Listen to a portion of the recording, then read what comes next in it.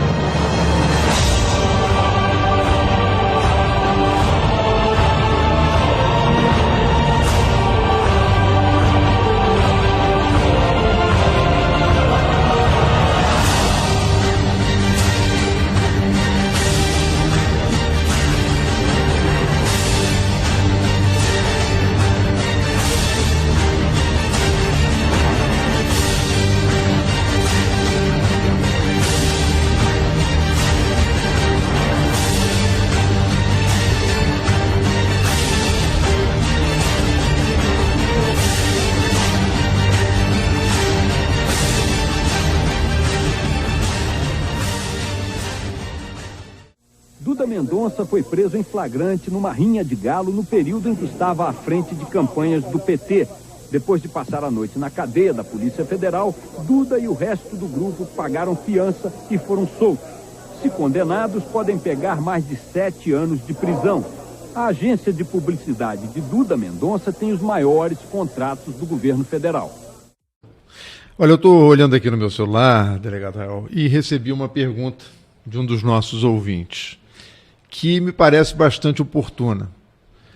Oportuna função, inclusive, do próprio momento que a Polícia Federal vive hoje, com a Operação Lava Jato, demonstrando, principalmente nesta semana, né, que pessoas que estão dentro da questão das campanhas políticas, né, são pessoas que também, de alguma forma, se locupletaram, né, e participaram de uma atividade criminosa, segundo a Polícia Federal, que é o caso do chamado marqueteiro da presidente Dilma Rousseff, aquele que foi encarregado de fazer a campanha.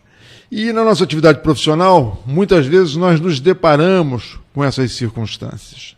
E o que nos pergunta aqui o nosso ouvinte é exatamente a respeito daquela operação aonde o senhor saiu em proteção dos animais em função de uma denúncia, e ao chegar lá encontrou justamente o marqueteiro do presidente Lula e o prendeu. E em função disso parece que o senhor sofreu alguns reveses profissionais. O senhor poderia falar um pouquinho sobre essa questão, que é muito importante, principalmente nesse atual momento em que nós estamos vivendo? Sim. Sempre me perguntam isso. Foi a famosa Operação Rudis. Ela teve esse nome porque Rudis era o nome de uma espada de madeira, que no tempo da Roma Antiga dos gladiadores, o gladiador era um escravo, mas ele conseguiria a liberdade se sobrevivesse a um determinado número de combates, né? Então, se ele sobrevivesse a esse determinado número de combates, ele ganhava aquela espada de madeira e a sua liberdade. E como nós fomos lá por causa de uma rinha de galos, Rudis em alusão aos combatentes, os pobres animais que eram colocados lá para brigar porque uma turma lá de degenerados queria apostar dinheiro. Eu assumi a Delegacia dos Crimes Ambientais aqui do Rio de Janeiro, da Polícia Federal, em 2004, na virada do ano do primeiro para o segundo semestre. E a delegacia tinha sido criada há pouco tempo, então tinha pouquíssimos recursos, né? Para vocês terem noção, eu não tinha um aparelho de fax, que aliás hoje nem se usa mais. Talvez até alguns das pessoas que estão acompanhando essa nossa conversa aqui nem saibam o que é um fax por serem jovens. Mas nós não tínhamos nem isso. E eu não tinha como obter essas verbas dentro da Polícia Federal, porque a Polícia Federal ela sempre trabalhou historicamente com recursos aquém do necessário, né? Os policiais federais sempre foram muito criativos em tirar água de pedra. E o que foi que eu fiz?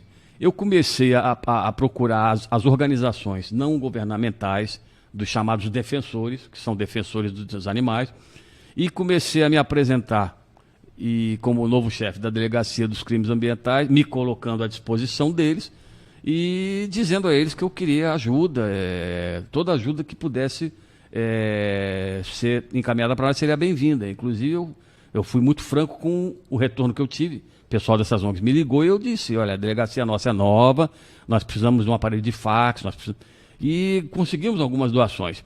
Mas o maior volume de contribuição foi sob a forma de informes. Informes de crimes ambientais que eram cometidos de uma maneira tão escancarada, porque parece que as pessoas simplesmente toleravam aquilo ali, até a própria polícia tolerava. E uma das denúncias que nós recebemos foi com relação à rinha de galo. Eu confesso que, para mim, no meu imaginário, rinha de galo era uma meia dúzia de pessoas do interior, num chão de terra batido. Só que nós fomos investigar essa denúncia e nós descobrimos que essa era a maior rinha de galos do país. Era chamada Maracanã das Rinhas de Galo. Clube Privé 5 estrelas, ali na Barra da Tijuca, muito próximo ali onde era o autódromo. Tá? Nós começamos a investigar aquilo ali e nós começamos a perceber que era um lugar frequentado por pessoas poderosas. E aí, qual era o nosso objetivo? Existiam várias rinhas de galo no Rio de Janeiro naquela época. Essa era a maior do Brasil. Como nós não tínhamos condição de reprimir a todas ao mesmo tempo, vamos usar uma tática militar. Vamos pegar logo a mais forte. E exemplificar, né? E mandar um sinal. Se nós estamos pegando aqui a mais poderosa, significa que nós vamos atrás de vocês todos. E mandar um sinal. E nós fomos muito bem sucedidos nisso, porque desde então, até hoje, volta e meia se escuta falar que a Polícia Militar estourou uma rinha aqui em Minas Gerais, a Polícia Civil do Pará estourou uma rinha acolá. Então, aquela prática que era tolerada e que talvez as pessoas nem soubessem que era crime, aquele sinal foi um farol para o Brasil todo. Olha, é crime e cabe prisão e vocês vão ser presos. Então, nesse aspecto, nós fomos totalmente bem-sucedidos. Nós programamos uma operação, nós descobrimos que ia ter um torneio nessa rinha de galos, que começava quinta e terminava domingo. Era uma grande jornada. O primeiro prêmio do torneio era um carro 0 km. E as apostas eram vultosas em relação à quantidade. Nós programamos essa operação e, como nós tínhamos o objetivo de parar o torneio logo no início, vamos fazer a operação na quinta-feira, que é o primeiro dia, vamos chegar lá 8 horas da noite, porque nós já sabíamos que aquela coisa varava a madrugada, então eu não quero chegar lá com 500 pessoas lá, isso só vai me dar um problema logístico muito grande. E nós programamos a operação para 8 horas da noite, a rinha começava às 7, vamos chegar lá às 8 da noite. E saímos daqui da superintendência, um comboio com várias viaturas, um micro-ônibus para trazer os presos, e a minha delegacia tinha 3 agentes, 2 delegados, eu e o delegado Lourenço Pompilho da Hora, 3 agentes, um escrivão, realmente era uma delegacia muito pequena. Eu pedi a ajuda da superintendência, a coordenação policial me mandou homens de outras delegacias, nós conseguimos reunir 40 homens.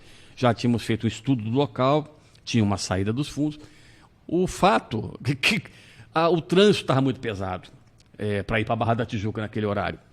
E o micro-ônibus ficou para trás. E o motorista do micro-ônibus se comunicou conosco no rádio. Olha, eu não sei para onde vocês estão indo, porque só quem sabia para onde nós estávamos indo era aquela equipe do núcleo da delegacia. O resto dos policiais não sabia direito o que era.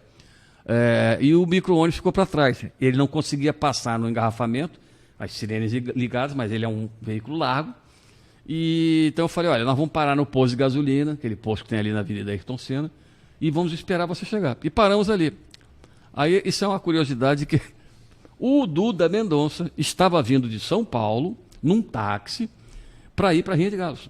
E estava engarrafado, o trânsito estava lento, ele passando ali, ele viu aquele monte de carros da Polícia Federal, com a luz ligada, o pessoal com roupa preta, e ele comentou com o motorista de táxi, e a Federal está toda na rua, alguém vai se dar mal hoje. A expressão que ele usou não foi alguém vai se dar mal, foi uma expressão mais pejorativa, que eu não vou repetir. Quem contou isso para nós foi ele, depois preso. E ele foi para a Rinha de Galo. E cerca de meia hora depois nós chegamos, cercamos o local, entramos. Eu fiquei surpreso com o luxo, era paredes com lambri, ar-condicionado central, garçom de summer, com gravata borboleta, com bandejas, as poltronas acolchoadas. E aí nós fomos saber detalhes, era um clube que tinha 40 sócios e que permitia convidados, mas convidados que trouxessem uma referência na portaria, pagavam o ingresso, não era chegar lá e pedir para entrar. Tinha um portão de ferro, uma guarita, E um ambiente realmente muito luxuoso. Placar eletrônico, um lugar onde você trocava dinheiro por um cartão com créditos para você apostar. A aposta mínima era R$500, aposta mínima. E tinha um primeiro círculo de poltronas em volta da arena lá, tinha 3 arenas, que era só para sócios. O resto do pessoal sentava nas fileiras mais afastadas. Era um troço muito, muito sofisticado. Era um MMA, né? Muito sofisticado. A diferença é que no MMA, os que estão lutando ali optaram por isso. Os galos são colocados à força para brigar. Essa que é a diferença. Porque já me disseram isso. Não, é da natureza do galo brigar. É da natureza do galo brigar, mas logo, logo a briga se desfaz, um se rende e vai embora. Mas eu digo o seguinte, MMA não no sentido dos lutadores, mas no sentido da estrutura. Da estrutura, o exatamente, ringue. exatamente. Ali naquela rinha ali, eles colocam os galos para brigar num círculo estreito. Se um dos galos se desinteressa, tem um funcionário cujo papel é pegar o galo e atiçar e jogar em cima do outro. Então, um troço completamente além da natureza do animal. Nós chegamos, eu peguei um microfone, que tinha um microfone lá no som ambiente. Olha, a Polícia Federal, por favor, permaneçam sentados. A última coisa que eu queria era um corre-corre ali dentro. Permaneçam sentados, nós vamos conversar com todos vocês. E um cara lá, não, mas pode continuar. Eu falei, claro que não pode continuar. E um agente nosso entrou, já tirou 2 galos que estavam brigando. E aí um cara perguntou, os garçons podem continuar servindo? Eu falei, pode continuar servindo, não bebida alcoólica. O resto pode. Eu queria que as pessoas ficassem tranquilas, muita gente. Nós levamos 3 promotores de justiça conosco na operação, um promotor do meio ambiente, um promotor da infância e adolescência, porque tinha menores lá, e um promotor da central de inquérito. E começamos a controlar a situação e eu falei para o agente que estava do meu lado, o agente Amado, eu falei, Amado, localiza o responsável. Isso aqui é um clube, ele tem um presidente, esse clube. Localiza o responsável. De repente eu vi se aproximando de mim um sujeito com uma pochete, que eu não liguei, o rosto dele não me disse nada naquele momento, porque é uma pessoa que não fazia parte do meu universo de interesse, era o Duda Mendonça, só que eu não sabia que era ele. Ele se aproximou de mim e eu vi que ele era uma liderança ali, porque atrás dele vinham outros caras olhando por cima do ombro dele. Eu falei, deve ser alguém importante aqui. Ele chegou para mim, eu juro para vocês, ele chegou para mim, o senhor é que é o delegado Raiol? Eu falei, sou eu mesmo. É que o agente falou que eu devo falar com o senhor, eu falei, perfeitamente. Eu sou amigo do presidente. Não, eu sou assessor do presidente. Eu juro que eu achei que ele era assessor do presidente do clube. Aí eu perguntei para ele, o presidente está aí? Aí ele, não, o presidente não vem aqui. Aí tinha um agente atrás de mim que cochichou aqui para mim. Meu chefe, ele está falando do presidente Lula. Aí eu sou o Duda Mendonça. Aí as coisas se encaixaram. Eu falei, isso aqui é o tal do Duda Mendonça, que não mora no Rio de Janeiro. Uhum. Eu não esperava encontrá-lo ali. Ele virou para mim e falou o seguinte, não, doutor, eu acho que está havendo um mal-entendido aqui. Eu não sei se o senhor sabe, nós estamos fazendo um trabalho no Congresso para regularizar os torneios de galos. Falei, perfeitamente, para regularizar, porque são irregulares. Quando forem regulares, eu vou embora. Agora vocês estão todos presos. Muito bem.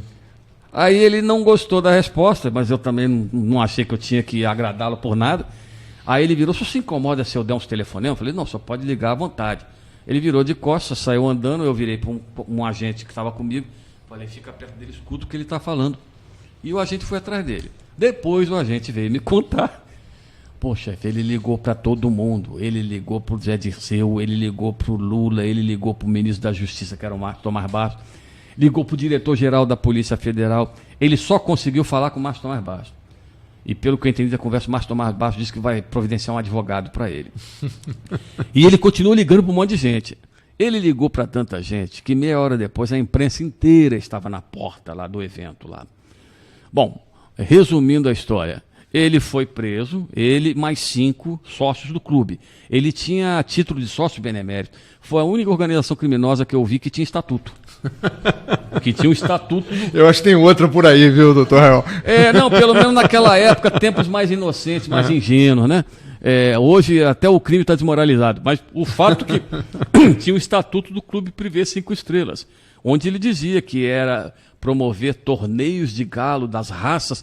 Você lia aquilo ali, parecia aquelas exposições de cães de raça, né? Em nenhum momento se falava em briga, rinha, falava-se em raças de galos combatentes. E até os folders que eles distribuíam falavam em grande torneio, os mais belos espécimes de raças combatentes. Então, isso era o Clube Privé 5 Estrelas. Os promotores nos ajudaram a recolher o material que eles entenderam que era útil para as investigações. Foi achado um cheque de uma conta no exterior chamada Düsseldorf, do seu Duda Mendonça. E depois essa conta Düsseldorf foi colocada à luz solar no mensalão.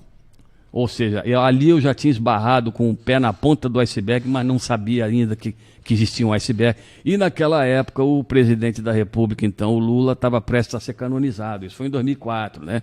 Hoje ele não está tão bem na fita, mas naquela época ele estava muito bem na fita. Eu sei que nós prendemos 6 pessoas em flagrante pelo artigo 32 da Lei 9.605, que é a crueldade contra animais. Até aí tudo bem, 1 ano de detenção, isso tira de letra, né? E formação de quadrilha. Aí o pessoal, opa, formação de quadrilha não, que é pena de reclusão, né? 289. E aí, 5 horas da manhã, nós estávamos na superintendência aqui lavrando auto de prisão em flagrante. Todos os presentes na rinha, tinha 130 pessoas, foram identificados, iam ser chamados depois para ser ouvidos, porque eu não tinha condição de autuar 140 pessoas. Mas todas aquelas pessoas iam ser ouvidas, porque o papel delas era diferente. Tinha um garçom, tinha um menor, entendeu? E nós levamos nossa listagem, o SIMP, para quem não sabe, é uma listagem de pessoas com mandado de prisão. Então, nós verificamos tudo isso. Por isso saímos de lá às 5 horas da manhã. E os promotores concordando com tudo ali foi decidido em conjunto com o Ministério Público Estadual. Uma força-tarefa, né, integrada. Sim, né? Sim, até a autuação no artigo 289, formação de quadrilha, e artigo 32. Já na superintendência, eu recebo uma ligação de uma autoridade do Departamento de Polícia Federal, que já não está mais na ativa, e eu me reservo o direito de não mencionar o nome, até por uma questão de higiene. E ele me ligou. E vocês estão autuando o Duda Mendonça em formação de quadrilha também? Eu falei, sim, 6 homens, formação de quadrilha, tem até estatuto a quadrilha. Pô, não dá para tirar esse 289 e deixar só o crime ambiental? Eu falei, olha, não dá não, porque nós decidimos isso em conjunto com o pessoal do Ministério Público. Eles estão aqui, você quer conversar com eles? Não faça aí como você achar melhor, mas se prepare. E esse se prepare. 3 dias depois eu fui destituído da chefia da Delegacia dos Crimes Ambientais. O delegado Lourenço, que era o subchefe, chefe de operações, foi destituído. Os agentes de Polícia Federal, os 3 que eu tinha, foram mandados em missão a Campos dos Goitacazes. Não foram porque entraram com um mandado de segurança. E eu também fui alvo de processos disciplinares e que tranquei juntamente com o Lourenço um mandado de segurança através do judiciário. Mas naquela época eu tive já uma amostra, não que eu já não tivesse passado por isso, né, de incomodar interesses poderosos. Esse é um ônus da atividade policial. O policial sempre se depara com interesses poderosos e em um outro momento da sua carreira ele vai incomodar alguém. Só que naquele momento eu incomodei pessoas que estavam no poder, que estão no poder, entendeu? E eu sofri muitas pressões, o delegado Lourenço também. Mas eu faria tudo de novo, porque o que vieram falar comigo para me dar os parabéns por ter prendido um homem assessor do presidente da República, Duda Mendonça, e em Brasília rolou logo uma teoria da conspiração, porque o que acontece? As pessoas têm o hábito de medir os outros com a sua régua, e me mediram com a régua deles. Todo mundo sabia que eu sou amigo do Itagiba. Todo mundo sabia que o Itagiba é ligado ao José Serra. Itagiba trabalhou com o ministro José Serra no Ministério da Saúde, foi o responsável pela criação da Anvisa, não é isso? Combate à falsificação de medicamento. Que eu sou amigo do Itagiba, que é amigo do Zé Serra, que é um político paulista, e o Duda era chefe da campanha de Marta Suplicy, a prefeitura, lá em São Paulo. E ele foi destituído por causa da repercussão. A Marta Suplicy deu uma declaração lá, dizendo que não apoiava essa coisa de rinha de galos, que ela achava isso um horror, e destituiu o Duda Mendonça. Então o pessoal, aquele pessoal de Brasília que eu disse que me mediram com a régua deles, não, isso aí é o seguinte, o Serra pediu, o Itagiba que pediu o Raiol para prender o Duda para atingir a Marta Suplicy. E não houve nada disso. Na verdade você deve ter colocado um galo no bolso, levou lá, Sim. né, e jogou no colo Sim. do Duda Mendonça. Ou seja, a rinha não existia, ele não estava lá, né, os fatos não aconteceram como descritos Esse galo no no flagrante. seu colo aí, galo? Que galo? Quem botou isso aqui? O fato é que na época eu falei isso para quem quisesse ouvir. Eu falei, olha, o Duda Mendonça entrou lá pelas próprias pernas dele, ele veio de São Paulo. Mas até o fato da gente chegar, minutos depois do Duda Mendonça chegar, ele falou isso para nós, ele achou que tinha alguém lá, dentro da rinha lá, quando ele entrou, o cara pegou o agente secreto, né? Pode vir que ele está aqui. E não houve nada disso, eu nem sabia que ia encontrá-lo lá, entendeu? Mas quis o destino, alguém achou que estava na hora de acabar com aquela brincadeira de rinha de galos, e tinha lá um vereador também do PT do Rio de Janeiro, o Jorge Babu, que estava lá. Jorge Babu, Policial, inclusive. policial civil, não veio falar com ninguém, ficou sentado no canto dele lá, mas era assistente da rinha, não era membro do clube. Ele foi identificado, entendeu? Na época até o PT, se não me engano, até o expulsou da legenda aqui no Rio. E ele não teve esse papel de ligar para ninguém, de fazer pressão com ninguém. E ele ficou no canto dele ali. Delegado Raul, o que chamou a minha atenção nessa sua explanação foi um fato. O fato da rinha de galo é um fato criminoso, a associação criminosa estava ali montada, o senhor cumpriu com o seu dever. Mas me parece que tem algo que é a ponta exatamente do iceberg do que nós estamos vivendo hoje no país. O senhor falou numa tal de conta Düsseldorf. Explica um pouquinho mais sobre isso para que as pessoas possam entender esse contexto. A conta do Düsseldorf era uma conta mantida pelo Duda Mendonça no exterior, e nessa conta ele recebia os honorários dele pela prestação de serviço de marqueteiro das campanhas do presidente Lula, e esse dinheiro era depositado lá fora. Sendo depositado lá fora, ele era mantido longe do fisco, ele não pagava imposto de renda, ocultava esse patrimônio, e na CPI do Mensalão ele chegou lá e falou: quem é que quer pagar imposto? Ele falou que admitiu que recebia dinheiro do PT lá fora. E esse dinheiro era o dinheiro desviado de corrupção, daquele esquema do Mensalão, de agências de publicidade que não prestavam serviço nenhum, entendeu? Exatamente a mesma coisa, o mesmo filme que nós estamos vendo agora.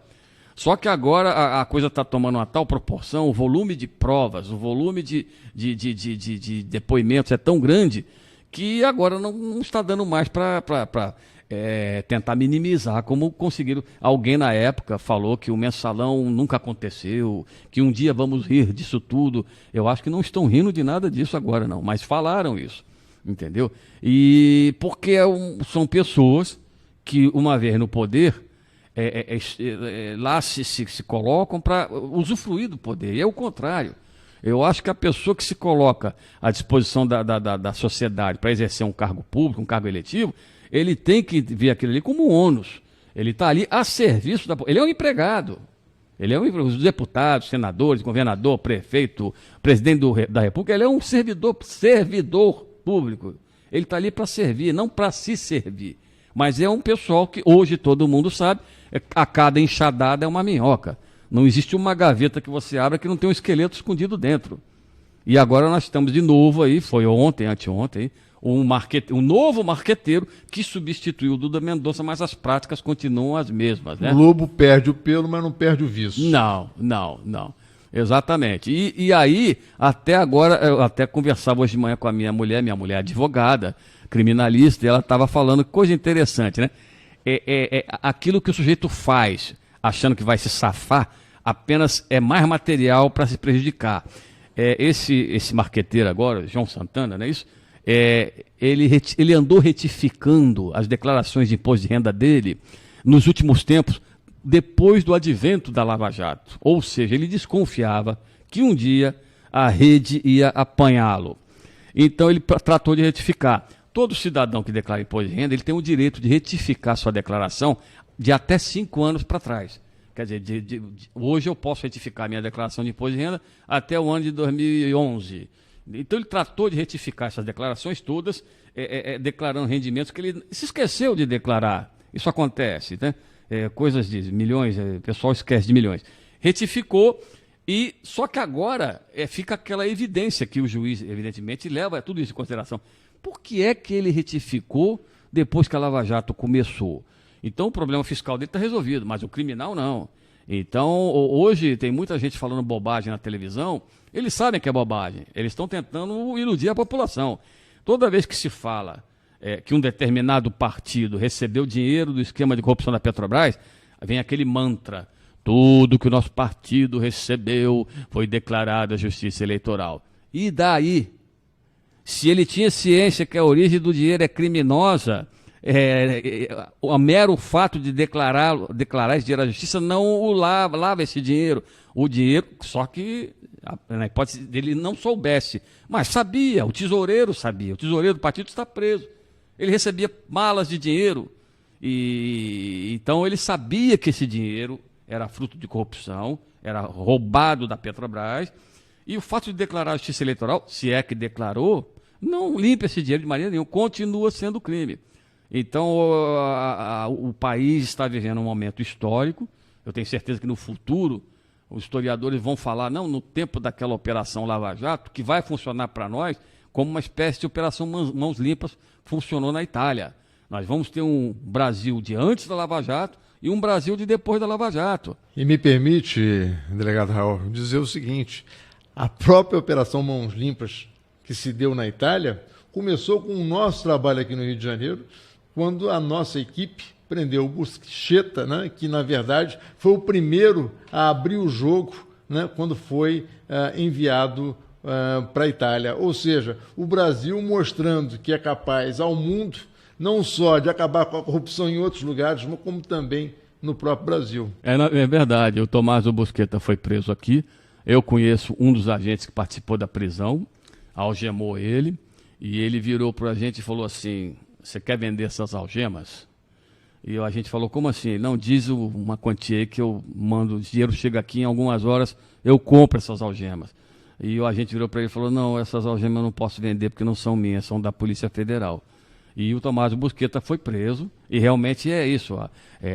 De repente, até provavelmente sem saber, na época, a Polícia Federal Brasileira não tinha noção do que ia resultar daquilo ali. É verdade. Porque ele violou a omertá, a lei do silêncio, e começou a falar, e tal e qual um castelo de cartas, a estrutura mafiosa na Itália foi desabando e virou um marco. E o juiz Moro, lá de Curitiba, ele andou na Itália estudando e fazendo cursos sobre a Mãos Limpas.